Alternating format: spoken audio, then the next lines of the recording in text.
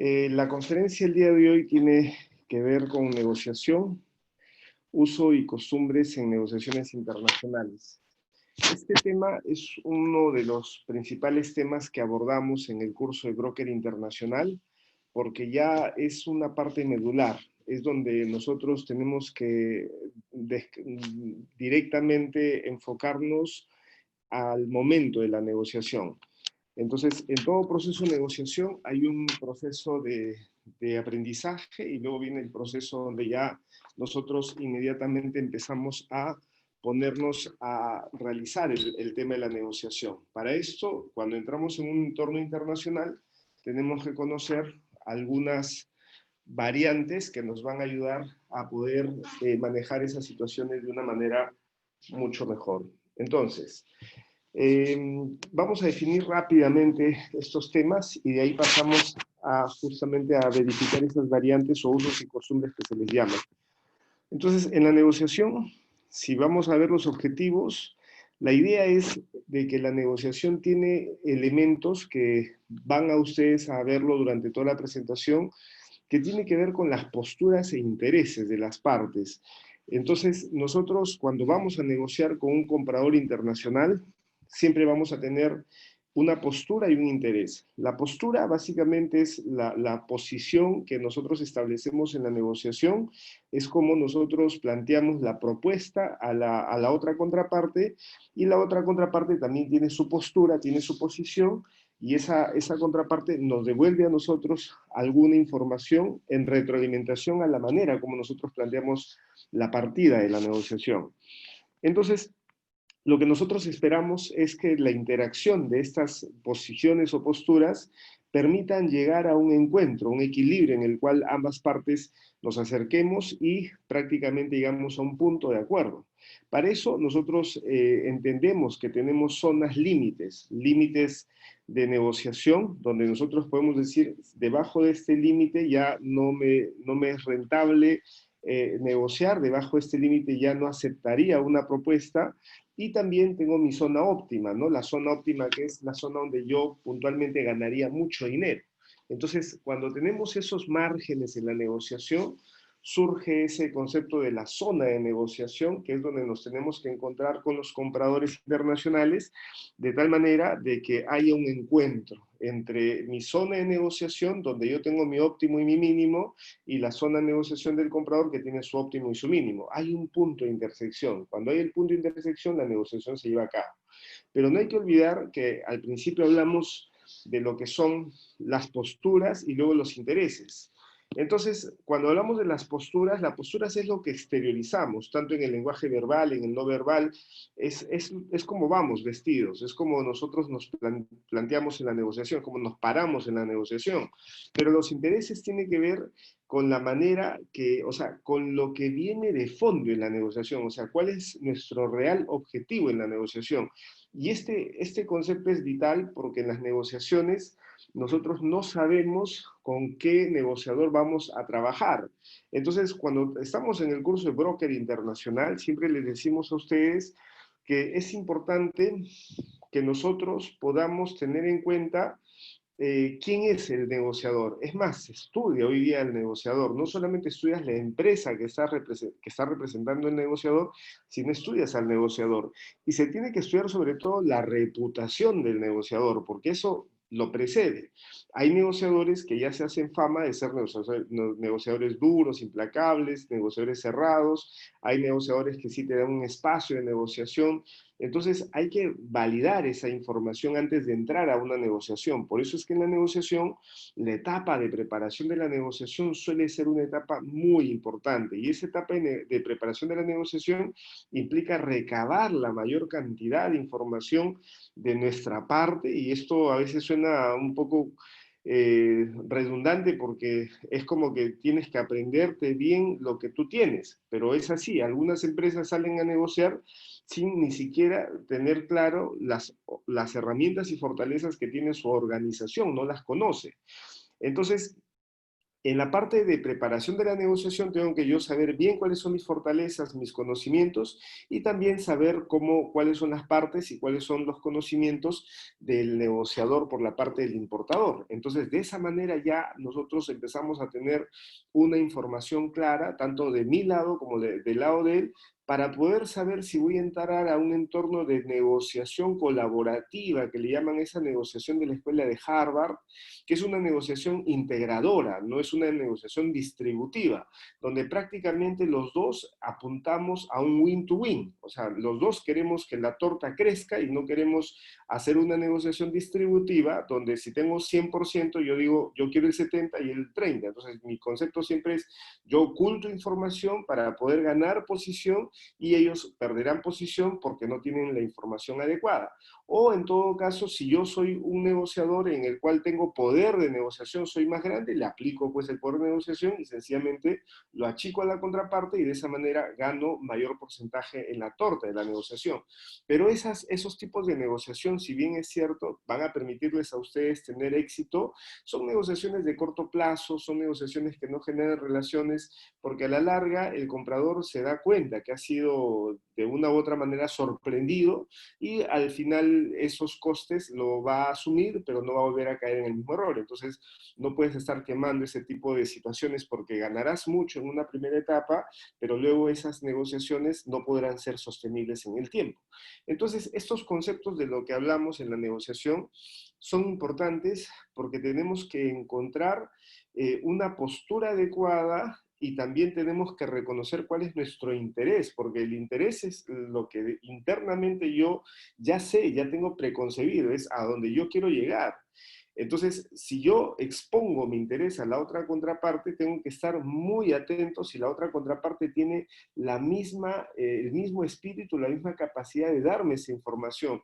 Porque si yo me expongo y tiro mis cartas a la mesa y la otra contraparte las recoge y sencillamente oculta la información, yo habré perdido. Entonces, yo pensaba que la otra contraparte iba a ser una negociación integradora, una negociación donde ambos íbamos a ganar y la otra contraparte saca provecho de la información que yo manejo y finalmente termino perdiendo posición en la negociación por entregar información valiosa. Entonces, yo tengo que primero establecer las reglas de juego en la negociación, tengo que hacer un estudio adecuado y por eso, dependiendo de los países, cada negociador asume una posición en la cual algunos van mucho más rápido en la negociación, otros van mucho más lentos en la negociación, de acuerdo a lo que van buscando en función a los objetivos que tienen trazados. Entonces, hay países que tienen un estilo de negociación marcado y la cultura antecede el entorno de la negociación. Entonces, entramos a ver un poco ya los elementos de la negociación. Entonces, acá estamos hablando de nosotros y vamos a tener la postura de los vendedores, los compradores, el objeto de la negociación, el ambiente que rodea la negociación, los objetivos, establecimiento de relaciones formales y negocio a largo plazo.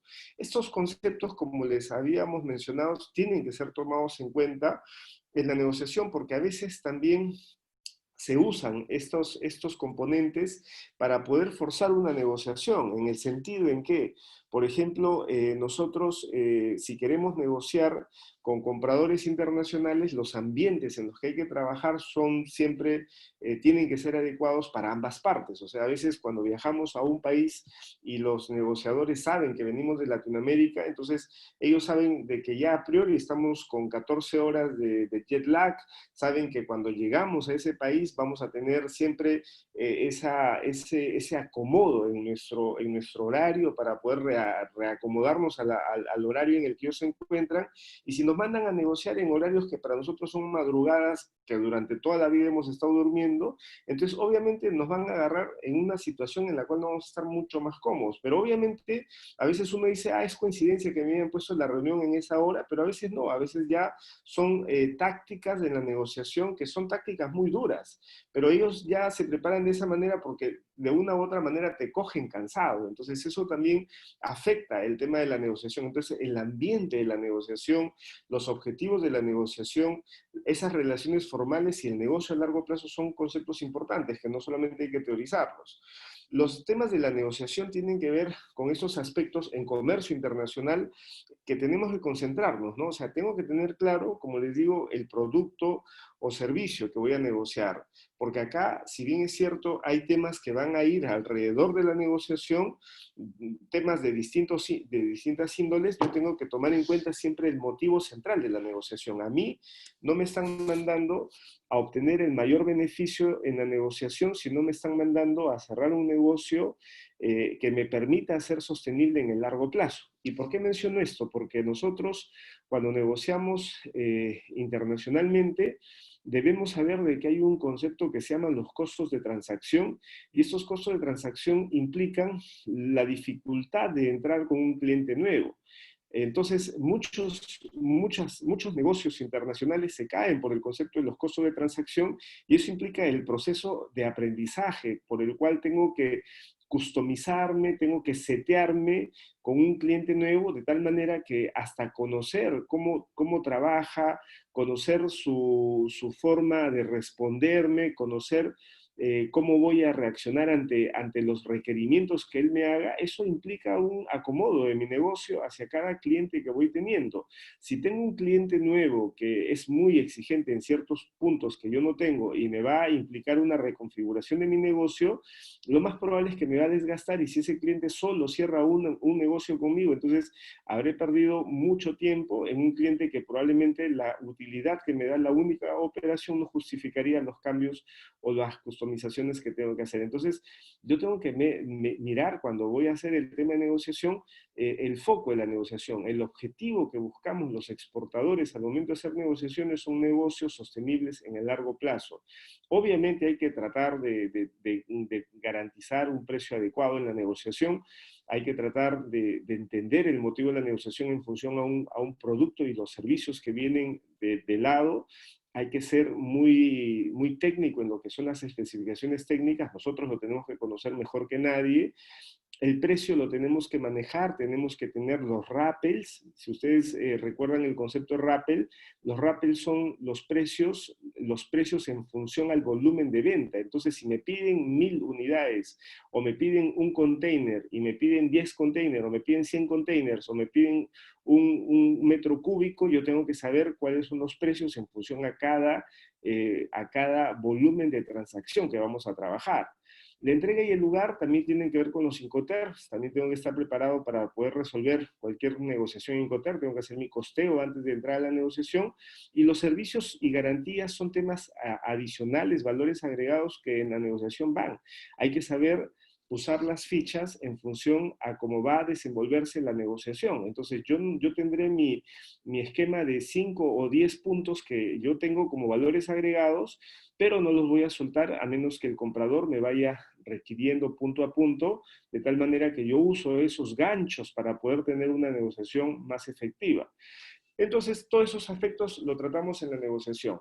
Entonces, cuando vamos a entrar a la negociación, ya hemos hablado de que existen estos procesos de la negociación que tiene que ver con el primer punto, que es un punto muy relevante, que muchos negociadores a veces no lo hacen bien, que es la información. Si tú vas a una negociación sin prepararte, entonces ya tienes ya el 50% de la negociación perdida, porque la preparación en la negociación va a implicar todo, implica incluso la postura que tú vas a tener en la negociación. Si es que en la negociación tú no analizas bien a tu contraparte y tú vas con una posición de negociador en la fase distributiva, o sea, vas como un negociador que vas buscando siempre con desconfianza y lo miras al otro negociador con la misma desconfianza, entonces el negociador que de pronto quiere trabajar con una contraparte que sea no distributiva, sino integradora, es decir, quiere un win-to-win y tú quieres un ganar y el otro perder, entonces él va a darse cuenta inmediatamente de la poca preparación que has tenido, porque como les repetimos, esa información la tenemos que conocer por el mercado. Las empresas se hacen directamente tienen una manera en la cual se van reconociendo en el mercado internacional, esto que se le llama la reputación, y esto directamente nosotros lo tenemos que saber. Entonces, ¿y cómo lo sabemos? Tenemos empresas que están bordeando la negociación, competidores, otros clientes, instituciones del Estado, centrales de riesgo, todo eso me ayuda a recoger información, hasta internet, entrar a sus redes sociales, ver lo que los clientes dicen, todo eso me ayuda a ver con quién estoy negociando. Entonces, la información nos permite tener claro cuál es nuestra postura y también cuál va a ser el interés que vamos nosotros a tener en la negociación y cómo lo vamos a trabajar. La apertura de la negociación es cómo nosotros empezamos a hacer el establecimiento de la posición inicial. Entonces, en la apertura, tú puedes empezar una negociación de una manera muy agresiva o de una manera muy conciliadora. Entonces, por ejemplo, se dice pues que los chinos siempre empiezan la negociación de una manera muy extrema. Entonces, si tú vas a China y alguien te dice, ¿cuánto está este producto? Y te dice, está 100 yenes, lo más probable es que en ese producto lo termines comprando en 10 yenes, porque los chinos tienen, no todos, pero estos chinos tradicionales tienen esa costumbre de negociar a través de este concepto de ir con el regateo, ¿no? Ir rebatiendo los precios. Entonces, la idea es de que si tú empiezas con 100 yenes de allá, entonces obviamente si tú quieres pagar, finalmente ese producto vale 20 yenes, entonces tú no puedes decir, ah, bueno, de 100 yenes te ofrezco 50, porque en la zona de negociación, el importador o el negociador o tu contraparte ha empezado con 100. Entonces, si él empieza con 100, entonces tú, si sabes que quieres cerrar en 20, no puedes empezar en 50. Entonces, si quieres cerrar una negociación adecuada y no patear el tablero, si él empieza con 100, entonces tú tendrías que decirle, bueno, te pago 1. Entonces, cuando ya establecemos esa zona de negociación extrema, entonces ahí vamos bajando hasta llegar a un punto intermedio. Entonces, ese es el concepto. O sea, cuando alguien en la negociación me plantea una zona de negociación extrema, entonces yo me voy al otro extremo. O sea, si él se pone loco y me pone una propuesta súper alejada, entonces yo le hago entender de que si él es loco, yo también me voy al otro extremo, de una manera en la cual nos entendemos y sabemos que estamos nivelando la cancha. Entonces, ambos nos miramos y decimos, ok, si tú quieres partir de esa forma de negociación extrema, entonces tú quieres 100, yo quiero 1, entonces yo te ofrezco 1, tú quieres 100, ahora sí, empecemos a negociar de verdad, porque lo primero ha sido un tanteo y bueno, ¿quieres que equilibre la cancha? Lo equilibramos. Entonces, es un tema de la apertura importante y como les digo, la apertura está asociado a la información, porque si haces eso con un americano, que digamos los norteamericanos tienen una forma mucho más, digamos, pegada al tema del precio y no regatean y no van a ese tema de ir bajándote el precio, si le ofreces a un americano 100,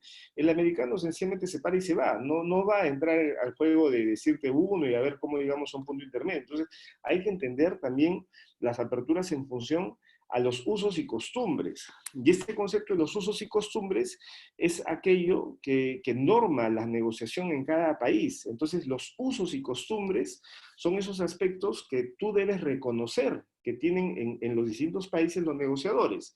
Y uno a veces dice, pero ¿cómo aprendo los usos y costumbres? Usualmente cuando vas a tener una negociación y vas a prepararte a ir, por ejemplo, a una negociación a Europa, una negociación a Estados Unidos, una negociación a los países árabes, tienes que conocer la cultura, el país, la política, la moneda, muchos aspectos que te permitan no solamente entenderlos, sino también respetar sus costumbres, porque a veces uno puede ir y de pronto vas y lo abrazas o vas y la cercanía, el contacto visual o la cercanía es para ellos agresivo y tú no lo sabías, entonces tú tienes que entender.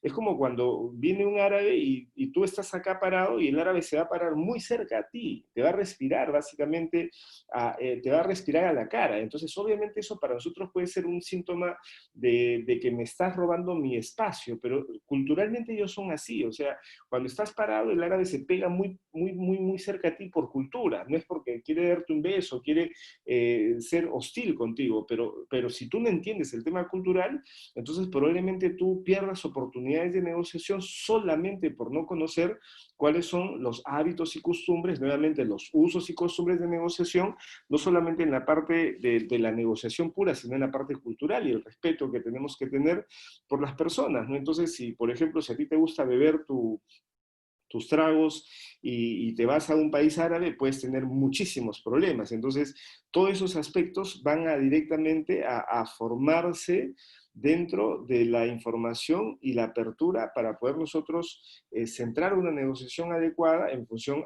a la persona con la que yo voy teniendo al frente. Las ofertas también ya son ya las formalizaciones en las cuales nosotros ya vamos empezando a lanzar las ofertas que ya, como les digo, previamente ya están preparados, ya hemos hecho una hoja de ruta, ya tenemos como que los algoritmos por el cual vamos a prepararnos, ¿no? Si me dice A, yo respondo B, si me dice B, yo respondo C, entonces ya tengo ya mi árbol de decisiones para cuando el negociador me plantee una posición. Eso es lo que haría un negociador preparado. Las contraofertas también ya son básicamente las respuestas a una oferta, la firma del acuerdo es importante y luego el seguimiento del cierre. Estas son características del negociador. Si ustedes en algún momento se han preguntado si ustedes pueden ser un buen negociador, entonces estas son las características que deberían tener. Entonces, los negociadores están sobre todo en la parte comercial, los que vamos a la parte de venta, por eso ahí está la maleta que identifica al vendedor nato, ¿ok? Los negociadores les gusta la negociación, o sea, es parte digamos, de su día a día, y esto ustedes deben entender de que nosotros somos negociadores por excelencia, todo el tiempo estamos negociando, pero hay gente que le gusta más hacerlo, o sea, todos negociamos desde que nos levantamos hasta que nos dormimos, pero hay gente que les gusta más hacer este tipo de situaciones, confrontarse, exponerse, hacer esto. Entonces, esa es una característica del negociador. Es entusiasta, esto es importante porque el negociador debe tener mucha energía, debe tener una postura en la cual la otra parte note cierto compromiso, cierta empatía. Recuerden que hay un lenguaje verbal y un lenguaje no verbal, entonces tiene que mostrar símbolos que vayan de acuerdo a lo que va hablando. Entonces, el entusiasta es importante porque va mostrando en los gestos una sana correlación entre lo que él dice y lo que él directamente manifiesta en su lenguaje no verbal. Entonces, es comunicador, o sea, el negociador básicamente comunica, usa los gestos verbales, los gestos no verbales, para poder entrar en la negociación. Persuasivo en el sentido que directamente puede entrar en una negociación y va buscando el camino, va viendo hacia dónde la otra contraparte lo va llevando y sabe salir y sabe entrar de acuerdo a la situación que se le va planteando. Entonces, es una habilidad que las personas deben tener para entrar al tema de negociación. Es observador, a veces en los detalles pueden haber mucha información, a veces las señales que te ponen algunos aspectos que tú puedas visualizar en el ambiente pueden ser temas muy favorables que puedes usar al momento de la negociación. Entonces es observador, es sociable. Acá el negociador tiene que estar acostumbrado a esas reuniones sociales, a la conversación, a poder emprender una conversación con alguien que no conoces, a explorar directamente. Asimismo, las ferias internacionales, los almuerzos, todo lo que implica el tema de estar en un espacio internacional con otro tipo de personas de otro tipo de culturas.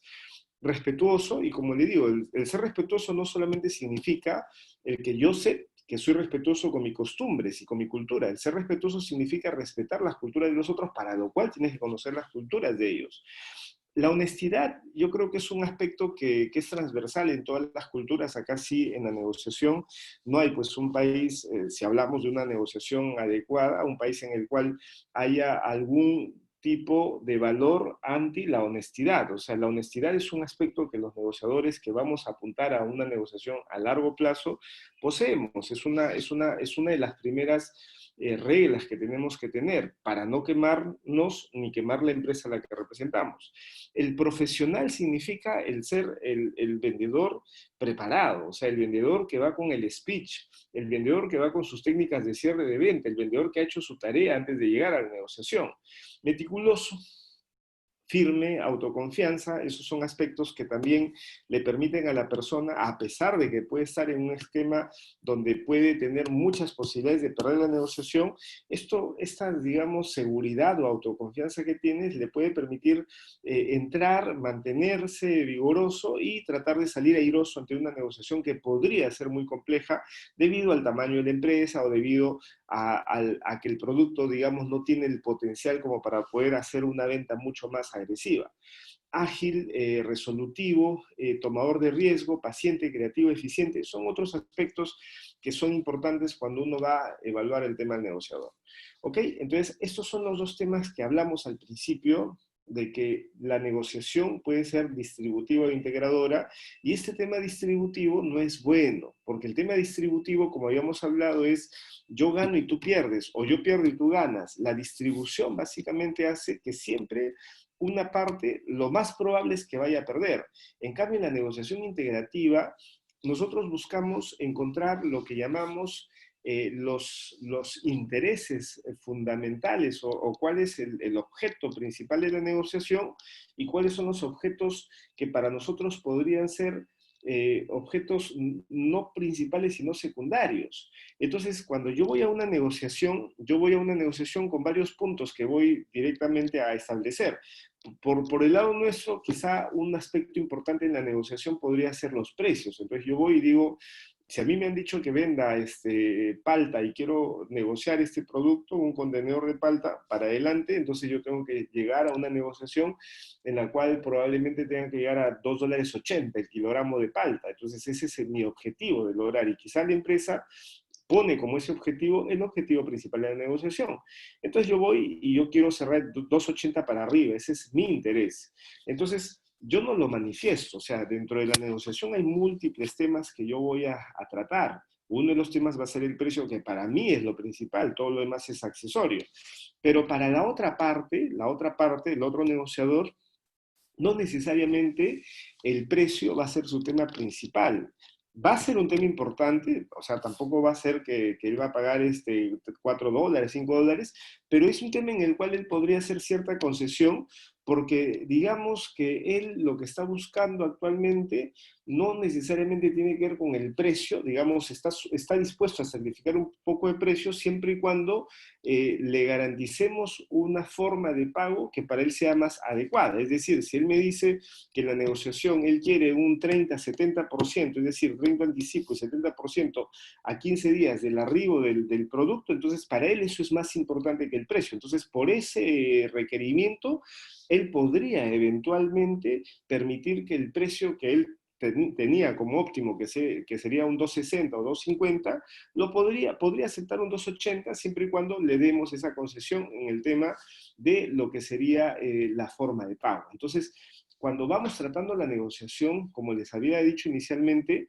ninguna de las partes pone el interés principal de su negociación, o sea, su interés lo refleja en la mesa, porque eso lo pondría en desventaja, porque si la otra parte sabe que yo voy por precio, entonces yo inmediatamente ya sé que tú vas por precio, entonces yo sí te puedo dar el precio, pero mi interés va directamente por el asunto del medio de pago. Entonces yo sé que en el medio de pago tú no me vas a hacer ningún problema porque para ti es un tema secundario y para mí es principal. Entonces voy a tomar ese tema en medio de pago asumiendo que para ti no te interesa, entonces yo de frente te hago la propuesta y luego te ajusto en el precio encima. Entonces yo voy a ganar por los dos lados, gano por el precio y la forma de pago, que para mí era un tema vital, como a ti no te interesa, yo saco ventaja y pongo la posición dominante en ese punto también. Entonces, en la negociación integrativa, lo que nosotros buscamos es que los múltiples temas que hay en la negociación sirvan como ganchos para decir, ok,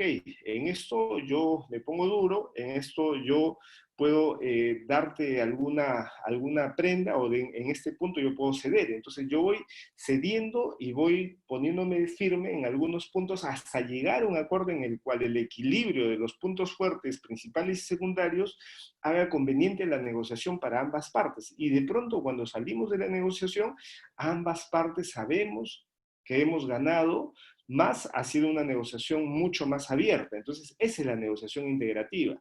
Es una negociación que implica mucha confianza entre las partes y es una negociación en la cual obviamente tiene que primar el criterio y ahí, como habíamos hablado anteriormente, los negociadores tienen que ser personas inteligentes y personas hábiles para plantear soluciones innovadoras ante una posición en la cual si solamente sometemos a un punto, a un tema único como la distributiva, no podríamos llegar a ningún acuerdo. Entonces acá las partes son dependientes. Entonces la posición que yo tenga y la posición que tenga mi contraparte se va moldando en función a cómo avanzamos en la negociación.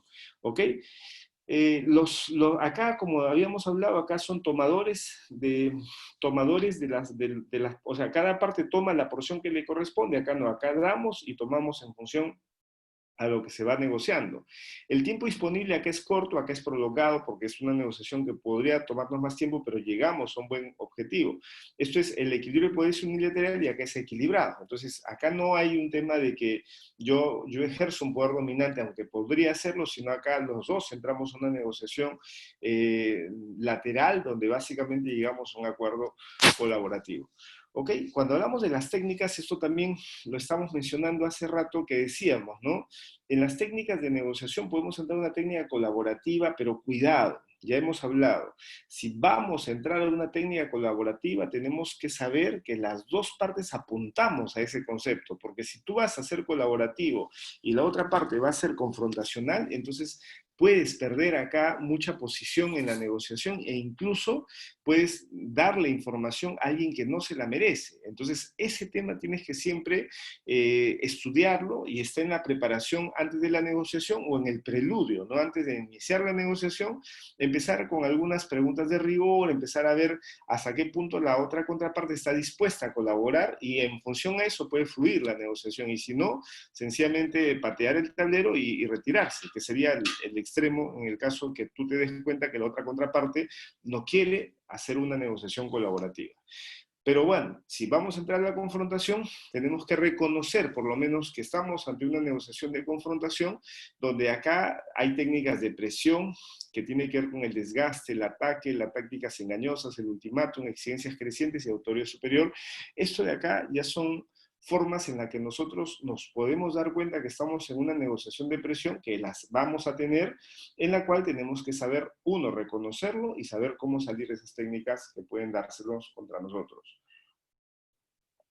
La información, habíamos hablado de que tenemos que ver las fortalezas y debilidades del cliente, la información de mercado, la rivalidad de los competidores, proveedores, nuevos proveedores, clientes, los canales de distribución, perfil socioeconómico del cliente, o sea, toda la información del análisis externo, de lo que es el análisis competitivo, el entorno en el que nos encontramos. La única manera en la que podemos negociar es teniendo clara la información nuestra y de nuestros competidores y de la contraparte con la que negociamos.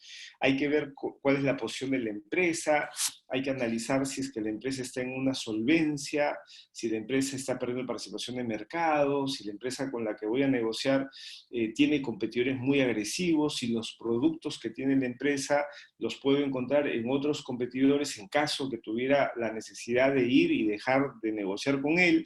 Entonces, todos esos aspectos tengo que tenerlos antes de la negociación para que pueda yo rebatir adecuadamente algún punto en el que se me presente. Información sobre la empresa, conocimiento del negocio, la información financiera bancaria, asociaciones que pertenece, información de los productos, tecnología, tendencia y precio. Todo esto es importante para que nosotros cuando vayamos a la negociación sepamos en qué contexto estamos haciendo esa negociación. Estos son listas de verificación que ustedes pueden ir colocando en función a si son exportadores o importadores. Entonces, acá el exportador tiene que ver los aspectos negociables y no negociables, lo que habíamos hablado, lo que son lo prioritario y lo que yo puedo ceder. Entonces, yo tengo dentro de la negociación aspectos que sí puedo negociar y aspectos que no son negociables, aspectos que sí son puntos en los que yo voy a ejercer presión porque son requerimientos que tengo como empresa. Los atributos del producto, la promoción y publicidad, los volúmenes, envases, embalajes, servicio, forma de pago y cotización. Por el lado del importador, los aspectos negociables y no negociables igual para encontrar puntos en común, las cantidades y líneas de productos, promoción, envase, embalaje, tiempo de entrega, servicio, forma de pago y cotización. Ahí hay temas muy similares entre ambas partes, temas en comunes, intereses comunes. En la guía de negociación, nosotros tenemos acá la información que ya vimos, luego tenemos que hacer la presentación, establecimiento de límites, cotización y forma de pagos. Habíamos hablado de este tema de los precios y en el mercado internacional los precios no se fijan solos.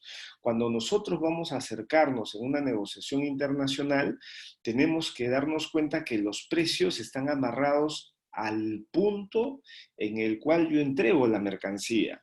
Entonces, no es que yo tengo acá en el Perú polos de algodón y los polos de algodón valen $8 y yo le digo al comprador valen $8. El comprador me dice, si es una negociación internacional, me dice $8, ¿dónde? Entonces, ese dónde implica el Incoterm. El Incoterm es el término de comercio internacional en función al punto de entrega del producto. Entonces, puede ser $8 ex-works, $8 FOB, $8 CIF, $8 DDU, $8 DDP. Entonces, los precios están amarrados al punto de entrega en el comercio internacional. No hay acá como acá en Lima dicen $8 y ya está. O sea, yo entiendo que es $8 en el punto de venta, pero en comercio internacional los puntos de entrega varían en función a la negociación. Los descuentos y volúmenes también se van trazando en la negociación. Las garantías son importantes dentro de la forma en la que nosotros presentamos el producto. El producto no solamente tiene un valor central que represente el uso del producto, sino también hay un valor agregado en el producto y esos valores agregados tienen que ver con la garantía, la forma de pago, el servicio postventa y la manera en la que yo puedo hacer la cobranza de ese producto. Entonces, todos esos aspectos van a ser valores agregados que hay que saber usarlos en función al requerimiento que tiene el comprador.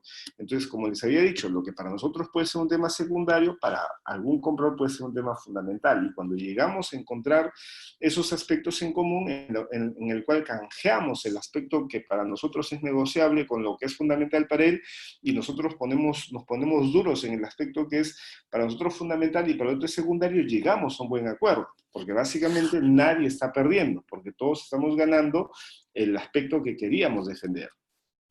Estos son algunos conceptos de Incoterms, vamos a pasarlo. El precio del producto básicamente tiene todos estos elementos que tienen que ser considerados para poder trazar el precio, ¿no? Acá tenemos embalajes, marcas, trámites, seguro, transporte, marketing, logística, comisiones de financiamiento, todo eso son conceptos que van asociados al precio. Entonces, no es solamente definir el precio, sino que el precio tiene que estar cargado de todos esos elementos antes de hacer la propuesta de precios.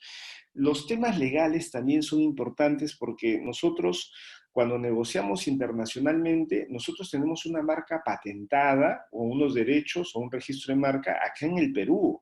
Pero ese producto que es un producto bueno peruano, es un producto perucho bueno o latinoamericano, que nosotros sabemos que es un producto bien hecho, no tiene un registro, normalmente puede o no puede tener un registro en el mercado del destino. ¿Qué quiere decir esto? Que si es que nosotros no defendemos bien las patentes y derechos, el importador no solamente recibe el producto tuyo, sino que lo puede patentar en su país. Y esa patente en su país, usted me dice, pero ¿cómo puede hacer la patente en su país si es que él no es el creador de la marca? Para eso hay un tema mundial de marcas. O sea, cuando tú tienes una marca en el Perú, una marca, una patente de marca en Indecopi o si no una marca en Latinoamérica, esas marcas están registradas en tu país, pero si alguien importa ese producto a otro país y le gustó tu marca y en ese país lo patenta, no hay manera en la que tú puedas directamente decirle al país de destino, oye, esta marca es mía y yo voy a objetar, voy a hacer una objeción en el registro de la marca, porque eso implicaría un tema legal, un tema en el cual tenemos que hacer una oposición del registro de marca y eso puede llevar muchos años. Entonces, cuando vamos a hacer el tema de la negociación, también esos aspectos de la propiedad intelectual de lo que estamos mandando se pueden proteger por contrato. Entonces, en el contrato yo puedo indicar al comprador, ojito, tú te vas a llevar el producto, vas a poder vender la marca que yo tengo, pero no puedes, por contrato, reglas de la Organización Mundial del Comercio, un contrato de compra internacional, no lo puedes patentar en tu país. Tú me tienes que respetar el derecho de propiedad intelectual porque yo soy la empresa que ha creado la marca y yo no te permito hacerlo. O sea, tú lo puedes distribuir, pero yo en algún momento en ese país voy a entrar y voy a patentar la marca. Obviamente, si tú sabes que tienes un buen producto entre manos y el país al que vas a acceder, vas a introducir tu producto, va a empezar a tener muy buena llegada, muy buena acogida de tu producto, entonces paténtalo. Obviamente son 220 países en el mundo y ningún exportador sería loco de patentar en 220 países porque en cada país te puede costar $1.000, o sea, sería $220.000 que te costaría patentar en el mundo, por decirte un monto cualquiera. No tendría sentido si es que tú no vas a exportarlo a África o exportarlo algún día a un país lejano. Entonces, normalmente las patentes se hacen cuando ya tú tienes esa expectativa de que vas a llevar tu producto y lo vas a empezar a exportar y que tu producto va a agarrar fuerza en ese mercado. Entonces, ahí es donde tú piensas en la patente, pero aseguras en la negociación que por lo menos la persona con la que estás negociando no sea la que mañana va a ser tu principal competidor en ese país. ¿Ok? Entonces, esta es la OMC también, que son reglas basadas en la Organización Mundial del Comercio, cuando hacemos el contrato internacional o cuando vamos a un contrato de resolución de controversias como está aquí. Entonces, esa resolución de controversias también es un punto de la negociación porque nos permite definir que si en caso hubiera una discrepancia, ¿cómo vamos a resolver el problema? ¿Nos vamos a un juicio civil, penal, por la vía legal, o vamos por un tema de arbitraje, que significa que nombramos a un tercero, que puede ser una Cámara de Comercio Internacional de Costa Rica, la de Lima, la de Chile, la de Sao Paulo, la Cámara de Comercio Internacional de París, cualquiera de las cámaras que van a ser los árbitros y ellos deciden. Y nosotros, bajo esa forma de arbitraje, cedemos esa posibilidad de luego impugnar ese acuerdo ante una organización posterior. Entonces, si yo firmo el tema de arbitraje, muere ahí. O sea, si es que el árbitro pacta y dice que yo no tengo la razón, por el concepto del contrato, yo no podría decir, oh, bueno, ok, bueno, yo no estoy de acuerdo con el arbitraje, así que ahora voy a presentar mi demanda por la vía contenciosa, civil o penal, y de ahí continúo. No, ya no puedes hacer eso. Por eso es que este tipo de acuerdos basados en los contratos nos permiten también tener las reglas de juego claras hacia futuros desencuentros que podría haber, que obviamente esperemos no llegar. La comunicación verbal. Ya hablamos de que para la comunicación adecuada entre los negociadores, escucha activa, concentración, repetición de conceptos, elaboración de preguntas, lenguaje, esto es importante, y hay un criterio de mala comunicación, ¿no? Que acá básicamente es esto lo que podría dañar la negociación, ¿no? No sabemos escuchar, mucho ruido, escenario que distrae, actuar a la defensiva o preocupados por lo que se va a decir. O sea, hay que nosotros en la comunicación verbal no solo prepararnos, sino también tener esa capacidad de empatía, ¿no? Al momento de negociar, tenemos que ponernos en la situación de la otra contraparte para poder tener una negociación adecuada, una negociación honesta, una negociación en la cual nosotros prestemos atención y todos los aspectos que hemos tratado los volquemos al momento en el que nosotros vamos a ir ejecutando este proceso con el comprador. Acá hay 10 recomendaciones para práctica de negociación intercultural, porque nosotros hablamos de lo que se llaman los usos y costumbres en el mercado internacional, y esto, como les digo, es importante porque si nosotros vamos a negociar con otros países, nosotros, bueno, yo no sé si ustedes tienen esa cancha, ¿no? O sea, esa cancha de haber conocido a mucha gente en otras culturas. Entonces, esto obviamente, si lo tienen, entonces estos aspectos van a ser casi automáticos en función del conocimiento cultural que tengas de otros países. Si no lo tienes, es importante que te capacites. Para eso puedes estudiar, cosa que cuando llegas a la negociación te vas a basar en tus experiencias que has tenido con personas de esa misma cultura. Entonces, acá en la negociación un aspecto que tenemos que evitar es básicamente el síndrome de superioridad, es decir, que si nosotros vamos a países menos desarrollados que el nuestro, no podemos pues estar hablando en esos países de los problemas de pobreza o las limitaciones de su país, porque eso obviamente nos pondría a nosotros en una situación de superioridad innecesaria, porque tú no vas a negociar como país, yo no estoy negociando entre mi país y el otro, yo estoy negociando un producto, una empresa, que normalmente la empresa podría ser en ese país mucho más grande que la mía, inclusive, o ese empresario, no necesariamente por ser de un país de tercer mundo va a ser un empresario con menos cultura o menos preparación que la mía. Entonces, eso hay que tener mucho cuidado. O sea, ese síndrome de superioridad es innecesario cuando tú realmente no vas a negociar con tu país, vas a negociar con una empresa y un empresario. Hay que evitar también tratar con las personas que viven en países alejados como si no estuvieran al tanto de la evolución del mundo, ¿no? Eso también pasa porque a veces nosotros vamos a países o a regiones en las cuales están muy alejadas, están en regiones, en ciudades donde prácticamente no hay muchos recursos o infraestructura, pero eso no quiere decir que la infraestructura de la ciudad o del país refleje la infraestructura de la empresa. Entonces, esos aspectos también, o sea, nosotros definitivamente podemos saber de que hay una diferencia tecnológica, pero eso no limita a la empresa con la que vamos a negociar a poder plantarse bien en una situación así. Entonces, eso hay que tratar de evitar al momento de la negociación. No hay que dar lecciones a la gente de los problemas y cómo debería resolverlos en su país, porque ellos ya saben cómo hacerlo. O sea, acá este tema de ir y hablar de que, oye, en tu país hay un dictador y que este dictador hace las cosas mal porque ustedes no hacen esto, porque ustedes lo han elegido, eso no tiene sentido. O sea, hay que evitar cuando vamos a negociar que se pongan en la mesa temas controversiales, ¿no? O sea, por ejemplo, yo no puedo pues ir a los países árabes y empezar a hablar de la igualdad de género, que acá la libertad de la mujer, o sea, son aspectos que definitivamente tú, no es que sea un dogma, pero estás entrando en una negociación profesional sobre un aspecto importante, entonces no tienes por qué entrar a temas que no te corresponden.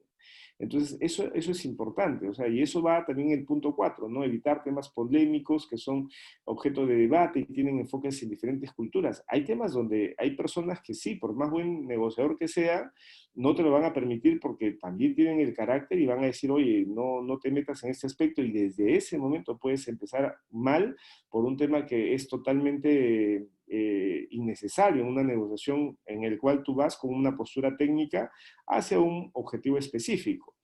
El quinto punto, una norma esencial de la comunicación es no hacer perder la cara a nuestros interlocutores, y esto quiere decir que si alguien de pronto dice algo inadecuado o algo que no es cierto, o sea, por ejemplo, alguien habla de una obra literaria por ahí y suelta que el autor es otra persona, entonces yo podría, ¿no? Podría corregirlo de una manera amable, decirle de que definitivamente has leído una obra similar y que consideras de que esto el autor que él está mencionando probablemente es otro. Pero ese tema de que, oye, estás en un error y tú no sabes qué es lo que estás hablando, es algo que podría caer muy mal. Yo sé que suena sincero, ¿no? Yo sé que te daría ganas de decir eso, ¿no? Y hay personas incluso que dicen, bueno, yo soy así, digo las cosas que me parecen y las cosas que son. Pero cuando eres negociador no puedes hacer eso. O sea, la forma se tiene que cuidar en función a la contraparte. O sea, no es por un hecho de que te parece o no te parece, es por un hecho de cómo lo va a tomar la contraparte. Y si le vas a llamar la atención a un gerente junto con sus otros directivos en la mesa, entonces obviamente eso no solamente va a caer mal, sino va a crear un precedente innecesario nuevamente en la negociación. Entonces acá, como ustedes están viendo, hay un tema que llamamos educación, empatía, que son conceptos muy sencillos que lo puede haber marcado al principio de la presentación, pero eso no tiene que ver con empatía ni cultura, tiene que ver con información, ¿no? O sea, a veces ese concepto del respeto no solamente es hasta dónde mi libertad afecta al tercero, sino entender hasta cuáles son los límites que hay en cada país para este tipo de conductas que nosotros podemos pensar que es normal en nuestro país. En reuniones, el punto 6, en reuniones en las que sea preciso utilizar intérpretes hay que estar plenamente conscientes del tema, de la enorme importancia que tienen. Esto es importante porque los intérpretes no necesariamente traducen lo que nosotros queremos, porque a veces hablamos en un tema coloquial, a veces decimos algo coloquial o algo que de pronto se puede interpretar de otra manera y el traductor lo va a decir literal. Entonces, obviamente, en la otra contraparte podría en algún momento pensar de que algo no está bien en la comunicación. Entonces, cuando vamos a hablar con los intérpretes, tenemos que usar lenguaje muy, muy claro, un lenguaje muy simple, y hay que siempre estar validando lo que se está traduciendo para evitar alguna distorsión en la comunicación. El punto 7 tiene que ver con el anterior. Hay que poner en el intérprete todo en un idioma claro, ¿no? Si no vamos a usar el idioma nativo de ninguna de las dos partes, hay que usar un lenguaje sencillo y claro. Y para eso el comercio internacional, lo bueno es que tiene, pues tiene herramientas. Yo he estado en varias negociaciones internacionales allá en Europa o en Asia, y cuando nos hemos plantado ante una negociación con un país en el que el inglés ni siquiera es bueno, entonces obviamente el comercio internacional tiene, ¿no? Tiene su argot, que el argot del comercio internacional es similar en todo el mundo. Entonces, si no nos entendemos, hablamos de la terminología, ¿no? Hablamos de precios FOB, hablamos de los fletes, hablamos de las aduanas, hablamos de los rappel, hablamos de todos los aspectos que rodean el tema técnico del comercio internacional, que es un argot que está definido. Entonces ahí no tenemos problema del idioma. Entonces esto de acá, podemos seguir avanzando. El punto 8, hay que ser cuidadoso con las comunicaciones escritas, siendo conscientes que es fácil transmitir mensajes confusos, tiene que ver con la comunicación. Cuando nosotros ya lo ponemos en un documento, hay que redactarlo bien para no tener problema. Por eso es que hay unos contratos que a mí me gustan mucho, unos contratos de la Cámara de Comercio Internacional, que son como checklist. O sea, no es ese típico contrato inverso donde dice, no, en Latinoamérica a las 7:56 de la noche del 26 de septiembre se reunieron el señor Luis Enrique Méndez y el señor inglés George Hamilton para firmar. No, o sea, eso es narrativo, ¿no? Así se firman algunos contratos, pero los contratos de la Cámara de Comercio Internacional me gustan porque son como checklist, ¿no? Ahí, punto 1, objeto del contrato, indicar el producto, indicar la ficha técnica, anexo tal, colocar el monto de la operación y el Incoterm, poner en dólares y poner también en monto en números y en letras. Entonces, puntual, o sea, es punto a punto, de tal manera de que es muy difícil que la comunicación escrita diga lo contrario, porque estamos haciendo un checklist de un contrato que sabemos que tiene normalmente ese tipo de componentes. El punto 9, hay que hacer un esfuerzo por tener temas de conocimiento general de historia, política, sociedad de los países en los que vamos a trabajar. Eso es importante porque es cultura general, ¿no? O sea, por ejemplo, la capital, el país, la moneda, el tipo de cambio, la inflación, aspectos que obviamente en la negociación tenemos que saber, porque si no, no estamos parados. Y el punto 10, prestar debida atención de las cuestiones de protocolo, etiqueta de negocios, que son importantes en negocios internacionales. Y esto de acá, desde la vestimenta, el saludo, los regalos, todos son aspectos que en cada país tiene distinta connotación, ¿no? O sea, el saludo de manos, el apretón de manos, el saludo directamente con el abrazo a la persona, todos esos aspectos se tienen que considerar al momento de poder nosotros presentarnos en un protocolo, porque cada país tiene su distinto trato, ¿no? O sea, a los chinos, por ejemplo, le entregamos la tarjeta con las dos manos y es un símbolo de respeto, ¿no? No es un símbolo en el cual nosotros nos da risa, sino es un símbolo de respeto a su cultura, ¿no? La venia japonesa, que también los japoneses dan la mano, pero algunos se dan la venia, también el respeto, ¿no? De cómo la persona puede responderte de la misma manera, y uno tiene que estar preparado para poder estar presente directamente ante ese tipo de situaciones en las cuales se nos pueden presentar. Entonces, todos esos aspectos hay que considerarlos nosotros al momento de hacer el tema de la negociación.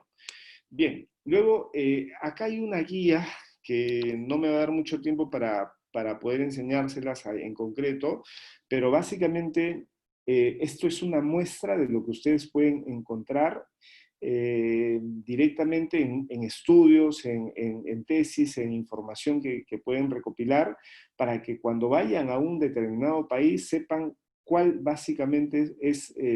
son las recomendaciones básicas que se deben tomar en cuenta al momento de la negociación. Por ejemplo, en Estados Unidos, acá dicen, sus empresarios buscan un servicio eficaz y no toleran los fallos ni los retrasos. Entonces, los americanos, y ojo, esto también hay que cuidarnos mucho, porque esto no es que sea la regla de lo que un americano negociador es. O sea, esto sí tomemos en cuenta, porque a veces Nosotros decimos, todos los americanos son sinceros, todos los americanos negocian puntualmente, todos los americanos van al hecho y no van a la relación. Entonces, todos esos aspectos que nosotros podemos así establecerlos de una manera casi ponerles una etiqueta, americano tiene esas características, eso no es así. O sea, siempre hay en cada país personas que tienen distintos tipos de comportamientos, distintos tipos culturales, distintos tipos de respuestas. Entonces, si bien es cierto, hay un estereotipo, ¿no? Que básicamente te dice esto, no quiere decir de que todos se van a comportar de esta manera. Entonces, existen americanos que sí pueden estafarte, existen europeos que te pueden estafar, existen, en cada país existe su gente buena, su gente mala, su gente profesional y gente no profesional. No esperes de que todos se comporten así. Sin embargo, estos patrones que te mostramos es básicamente lo que podríamos llamar el promedio, ¿no? Así como en Perú o en Latinoamérica, los retrasos, o sea, que lleguemos tarde a las reuniones no es penado y es algo que culturalmente hasta lo aceptamos, ¿no? O sea, llegar puntual a una reunión acá en Latinoamérica es como un aspecto que, oye, los que llegan puntuales, bien por ellos, ¿no? Porque igual vamos a empezar tarde. Acá no es que llegan acá puntual y empezamos a la hora, sino más bien por ellos que lleguen puntual, porque lo normal es que lleguen tarde y se acepta. Pero esos usos y costumbres cambian en función de cada país. Entonces, yo lo que sí no puedo hacer es, o sea, definitivamente eso no es una buena regla, ¿no? Llegar tarde no es una regla para nadie, o sea, definitivamente es un mal hábito, pero acá en el Perú podría aceptarse, en Latinoamérica podría aceptarse, pero si vas a Estados Unidos eso es fatal, si vas a Europa es en algunos países mucho más fatal. Entonces, obviamente, eso tiene que ver con la cultura, ¿no? Tiene que ver con la cultura y el respeto a sus usos y costumbres. Entonces, acá, básicamente en Estados Unidos, acá hay algunos aspectos como adaptarse a ellos, ¿no? Los americanos son personas francas, sinceras, abiertas, centrados en sus negocios. Eso es importante porque el americano no entra, pues, o sea, no pierde mucho tiempo, va muy concreto a la operación. Acá separa mucho el negocio y la amistad. O sea, no, el americano, cuando tú vas a negociar, no te quiere como amigo, o sea, primero cierra el negocio y luego verás si es que por ahí surge alguna amistad, pero su concentración está en el negocio.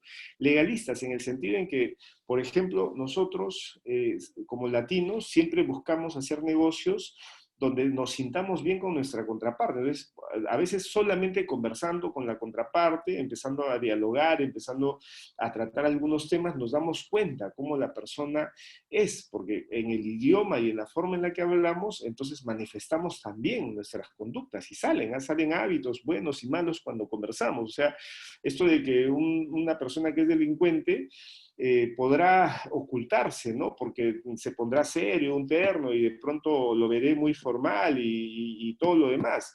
Pero el momento en el que empezamos a hablar y nos soltamos un poco, entonces él se empieza a relajar un poco y empiezan a salir las jergas, ¿no? Esas jergas, esos lenguajes ya gangsteriles, ¿no? Ya esos lenguajes que son cargados. Entonces yo ahí inmediatamente ya me pongo a la defensiva y digo, ok, ya está saliendo ya en realidad quién es. Entonces no es la persona que al principio noté que era. Entonces, en cambio, el americano no. Entonces, el americano, en vez de ir a esa negociación donde vamos a conocernos, a comer y hablemos un poco sobre tu persona, mi persona, no, ellos llevan unos abogados, verifican bien a la empresa, verifican bien el contrato, o sea, legalistas, ¿no? Entonces, en vez de hacerme todo ese proceso, no, de frente, ahí está el abogado, que lo veas, si es que hay algún riesgo, no vamos a cerrar absolutamente nada, y acá vamos al punto. ¿Cuánto quieres? ¿Quieres 100? Ok, lo tomo, lo dejo, no regateo. Entonces, son aspectos en los que ellos saben la negociación. Entonces, los regalos, por ejemplo, acá a ellos no les interesa el regalo.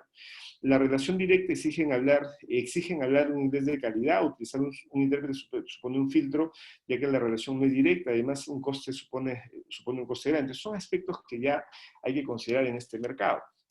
En Latinoamérica, acá los negocios son de confianza, ¿no? Acá, en vez de cerrar negocios de empresa a empresa, decíamos que acá es importante el interlocutor, ¿no? La persona, ¿no? O sea, quien representa la negociación también pone la cara delante de la empresa. Acá en Brasil, por ejemplo, el castellano es la segunda lengua, el inglés ha quedado relegado en tercer lugar. Si bien muchos ejecutivos lo hablan, son afables, divertidos o desinhibidos, agradecen que hablemos portugués. En México, en un negocio, nunca dicen no de forma rotunda. Son afirmativos, con matices, contestan ahora mismo, espérese un tantito, va para largo, ahorita no es el momento. ¿Me entienden? O sea, ese es el tema. O sea, acá en Latinoamérica nosotros somos quizá extremadamente diplomáticos, ¿no? Ese tema de somos polite y cuando alguien nos dice algo, en vez de decirle no, como el americano te dice no, esto sí, esto no, acá como que le damos más vueltas al tema, pero a la larga nuestra posición es clara, sin embargo es nuestro estilo de negociación. Entonces nosotros tenemos que saber desentrañar en función a la cultura cuánto estamos más cerca a un cierre de negociación positiva y un cierre de negociación negativa. Igual en Chile y otros países, ¿no? Cada país tiene su propia característica. Los países árabes, por ejemplo, como dice acá, hay una simpatía por los que conocen sus normas. Acá el idioma y el islam para ellos es importante en el sentido en que si tú vas a ese país y hablas el idioma, un poco al menos, algunas palabras, y también conoces las normas y las reglas del Islam, es un punto favorable por lo que ellos aprecian en las personas y en la negociación. Son competitivos, básicamente esperan que la contraparte tenga ese mismo espíritu competitivo para poder llegar a un acuerdo. Son hospitalarios, amables, por tradición, rehúsan las decisiones rápidamente, a diferencia de los americanos, ellos sí pueden tardar un poco más al cerrar un negocio. O sea, primero es la persona, primero es la cultura y luego viene el negocio. Entonces son formas en las que tú primero tienes que saber cuál es el entorno en el que vas a negociar. No puedes ir con un concepto de ir, cerrar una negociación muy rápida porque su cultura para hacer negocios es demórate. Acá el proverbio ahora dice, si no se comercia de forma rentable, no se comerciará durante mucho tiempo. Entonces es algo que tienen que entender al momento de negociar con ellos. En el tema de Japón, la confianza, las relaciones comerciales se hacen en confianza, cuesta proporcionar un marco de negocios regulares, según la guía, conceden de suma importancia la puntualidad, la cortesía y la modestia y la sinceridad. El idioma es importante porque ellos no hablan el inglés con fluidez, por eso es que ahí lo importante sería recurrir a intérpretes profesionales.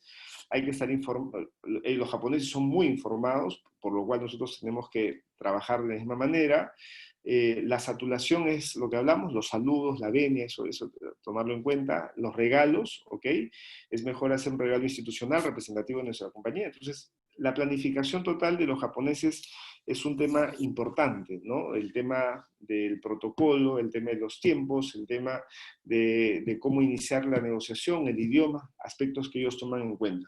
En Europa igual, acá sí hay, digamos, hay mucha variedad en función a los países, ¿no? Francia, Gran Bretaña, Hungría, Italia, Suiza, o sea, cada país en Europa tiene distintos protocolos, a pesar que es un solo continente, existen distintas culturas que están ahí. Hay culturas más latinas como nosotros, hay culturas que son mucho más alejadas a las latinas, como los germanos, por ejemplo, los alemanes, que son más fríos en el tema de los negocios, y los daneses, o los daneses que en este caso son más afables, son de mayor conversación. Entonces, cada país tiene su propio estilo de negociación. Les dejo acá para que ustedes puedan ver esto. En China igual, acá en China sí, por ejemplo, ellos sí validan mucho más el tema de la confianza de la persona. Entonces acá los chinos, igual que los árabes, demoran un poquito más de tiempo para poder hacer un negocio. Primero quieren conocerte, la negociación viene después. Entonces acá no hay, digamos, mucho hermetismo con los chinos, porque los chinos sí tratan de hablar contigo, saber de ti, de tu casa, tu coche, estás casado, dijo acá el tema de la discreción no es un aspecto para ellos que sea importante, ¿no? Al contrario, o sea, nosotros somos quizá en ese aspecto un poco más cautos porque vamos a una negociación más enfocada al objetivo, pero si vas a negociar con los chinos, prepárate para una negociación en ese aspecto, ¿no? Primero te tienen que conocer bien y luego recién entras al tema de negocios. Bien, entonces básicamente esos son los puntos que había preparado sobre todo con la negociación y vamos a cerrar con un tema puntual nada más, no le voy a dar mucha vuelta porque esto tiene que ver con algo que nosotros conocemos como la teoría de juegos. Y esto va a ser el último punto que vamos a ver en negociación. Y lo pongo porque la teoría de juegos tiene que ver con lo que estamos ahora hablando. La teoría de juegos nos anticipa una negociación que por algún momento o por algún lado podríamos nosotros hasta pensar que algo que es racional no se cierre de una u otra manera basado en conceptos racionales, que se puede explicar sí por la teoría de juegos. Entonces, este aspecto de la teoría de juegos, ¿qué cosa es? A ver, eh, quizás lo entendemos acá con esto, más rápido. La teoría de juegos tiene que ver con este concepto de equilibrio, donde si le echamos la razón, si le echamos la razón a las cosas que se van dando, nosotros tendríamos que saber que en el caso de esta matriz del dilema del prisionero, si tenemos a dos reos que han cometido un delito, pero si los dos no confiesan el delito y los ponen en salas separadas, los dos podrían tener penas menores. Entonces acá tengo yo al reo 1, 2 años, al reo 2 años, porque ninguno de los dos va a confesar el delito. Entonces agarran a dos reos que han cometido un delito, los ponen en salas separadas y ambos saben que si el otro no lo delata y él no lo delata, los dos van a salir. Entonces la lógica te dice de que los dos no deberían hablar y los dos salen con un mayor beneficio. Sin embargo, en la práctica, ¿qué sucede? En la práctica sucede de que el prisionero uno confiesa. ¿Y por qué confiesa el prisionero uno? Porque sabe que si es que él confiesa, recibe un año él y al otro prisionero le van a dar 10 años. Entonces él dice, si yo confieso, yo me voy a salvar y el otro lo voy a meter 10 años a la cárcel. ¿Qué me importa? Yo soy un delincuente, entonces no hay una ley en los delincuentes en ese aspecto. O sea, cada uno vela por su bien particular. Pero el problema no está ahí. El problema no es que él hace eso solamente porque quiere su beneficio, sino sobre todo por la desconfianza que hay del prisionero 1 con respecto al prisionero 2. Porque el prisionero 1 podría decir, no, pero lo más saludable es no confesar, porque de esa manera, si yo no confieso y él no confiesa, entonces nos salvamos. Pero lo que él tiene en su mente es ese aspecto individual, ese aspecto egoísta, en el cual él dice, si yo no confieso, pero él confiesa, a mí me va a afectar. Entonces, al momento de entrar a esa disyuntiva, él toma la decisión de sencillamente afectar el tema del equilibrio racional y toma una decisión basada en su egoísmo puro y duro. Entonces, este es el concepto de teoría de juegos. Cuando hablamos de teoría de juegos, nos vamos a ver en un escenario donde cuando vamos a entrar a la negociación, tenemos que ver no solamente los aspectos racionales de la negociación, sino también los aspectos de egoísmo que hay dentro de cada negociador. Y este aspecto de los egoísmos que hay dentro del negociador puede hacer de que aquello que para ti es racional, de pronto cierren una negociación de una manera irracional y tú no te lo expliques de otra manera que no sea el tema de teoría de juegos.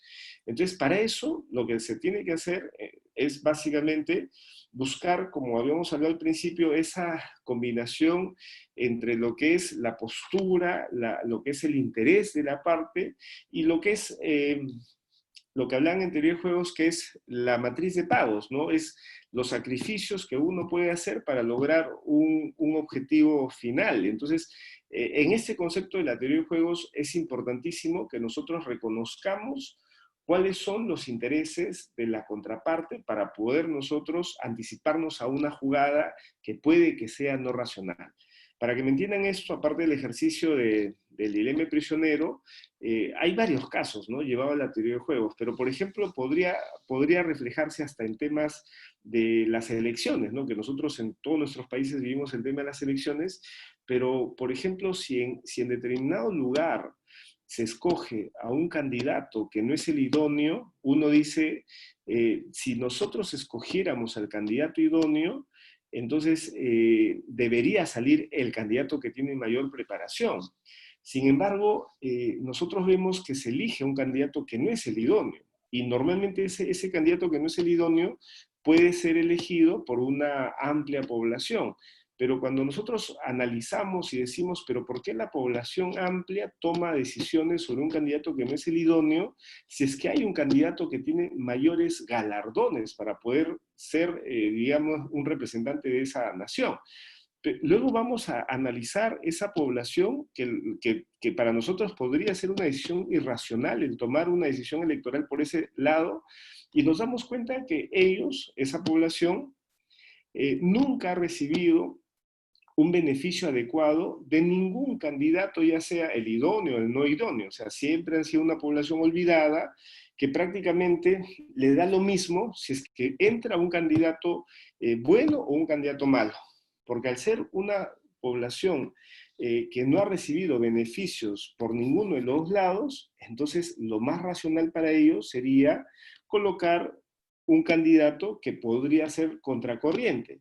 Porque si ponen al que entre comillas es bueno y mejor, y ese, como ellos saben, nunca hace nada por ellos, entonces ellos dicen, bueno, y si ponen a alguien que es malo de verdad, entonces probablemente este que es malo de verdad, ya lo mal ya lo estoy pasando. Quizá con él a cargo, nosotros que estamos ya mal durante mucho tiempo, podríamos estar mejor. Entonces, esa es una lógica que nosotros podríamos analizar y decir, ¿no? Lo que para nosotros tiene un sentido racional mirándonos a nosotros, no lo es, es tan racional como para ellos su decisión de tomar un candidato que para nosotros no es el idóneo, porque nosotros lo estamos viendo desde nuestra óptica, nosotros lo estamos viendo desde lo que ganamos, desde lo que nosotros ganamos directamente, pero no lo vemos desde el punto de vista de ellos. Si tú te analizas desde el punto de vista de ellos, te vas a dar cuenta que la decisión racional es eso, o sea, la mejor decisión que pueden tomar ellos es eso, porque estamos basando la decisión desde el punto de vista del egoísmo, estamos basando la decisión desde el punto de vista de lo que ellos ganan.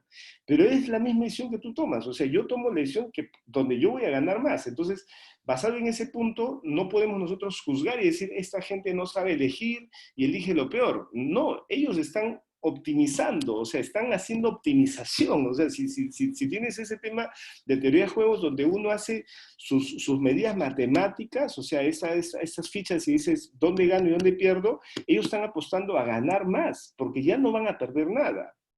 Entonces, de esa manera, con teoría de juegos tú puedes explicar muchas situaciones, pero cuando vas a enfrentarte a una negociación, en la negociación usa teoría de juegos para ver cuáles son los objetivos egoístas de la otra parte del negociador para anticiparte a una jugada que podría ser no racional.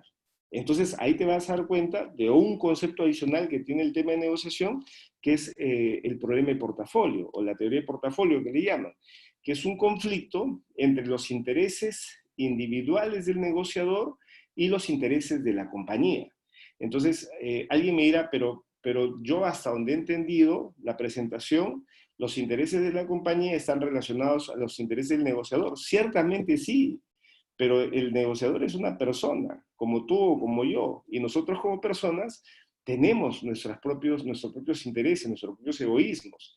Y esto no te digo que es bueno o malo, o sea, hablando desde el punto de vista ético, hablando desde el punto de vista moral, desde el punto de vista profesional, solamente es un reconocimiento a nuestra naturaleza de seres humanos. Entonces, esto es lo que nosotros vemos en teoría de juegos, o sea, cómo este egoísmo podría afectar una negociación racional y echarla hacia abajo.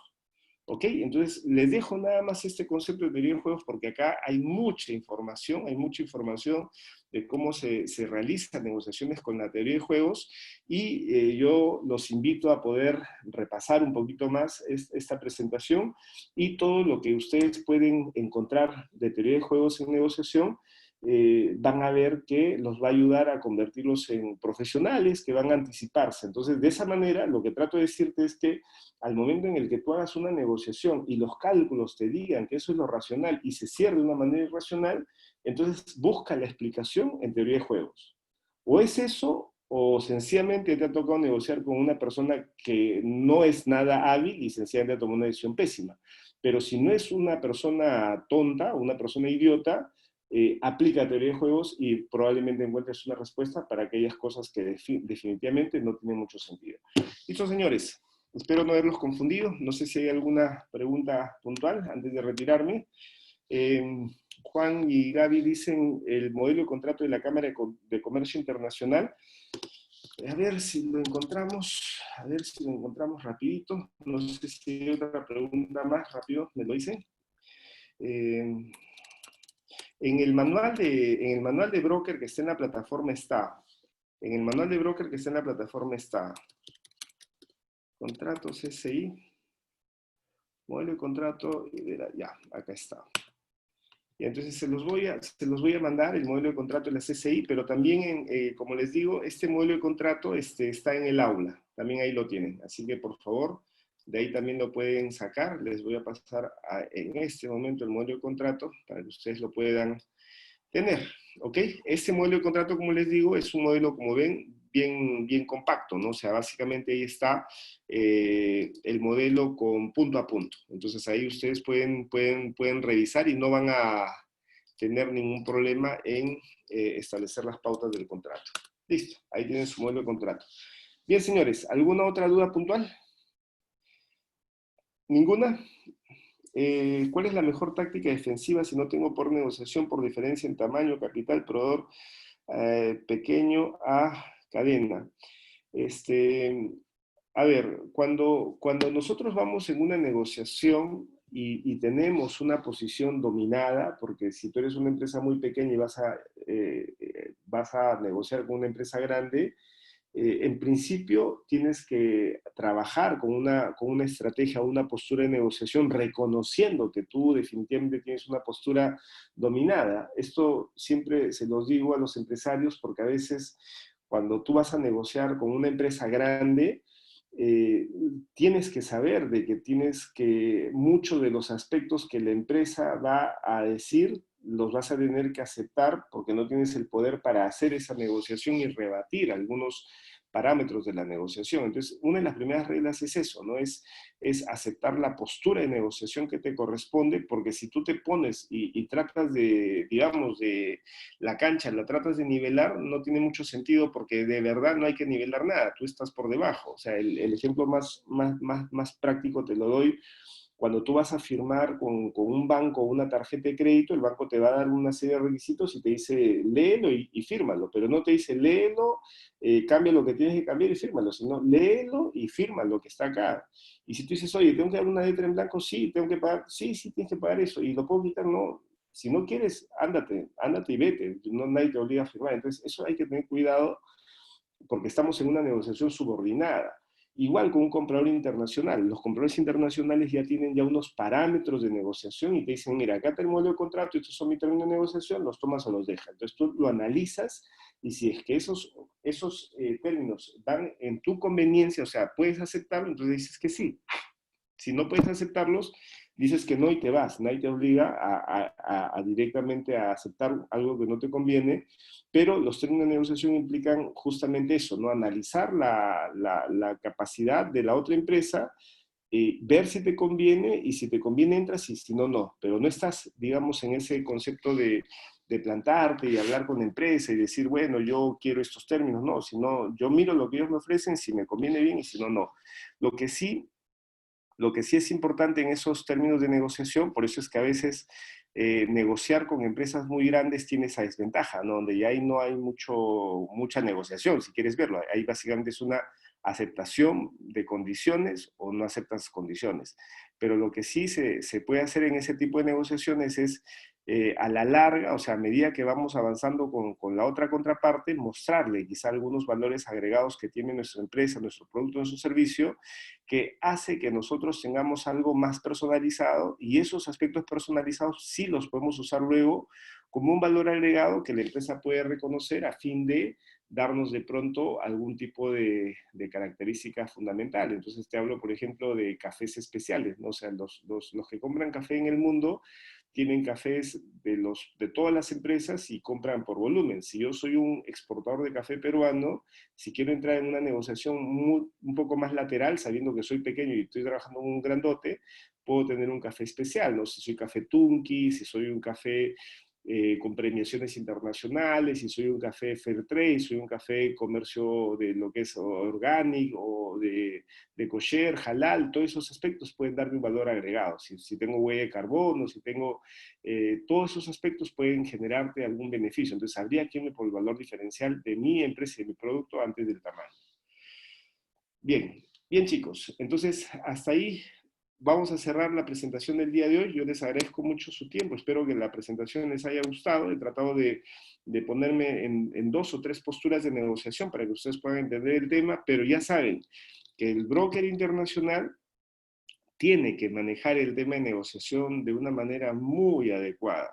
Y este tema es, como habíamos hablado, requiere capacitación y requiere entrenamiento. O sea, el negociador no se hace de la noche a la mañana, sino lo estudia, lo practica y hasta lo va dominando a medida que va empezando a entrar de uno a uno, en empresa, hasta llegar a agarrar expertise en este aspecto. Así que los invito a que ustedes puedan probar sus dotes de negociación y puedan empezar a hacer sus propios aproximaciones con sus compradores internacionales. ¿Listo? Muchísimas gracias.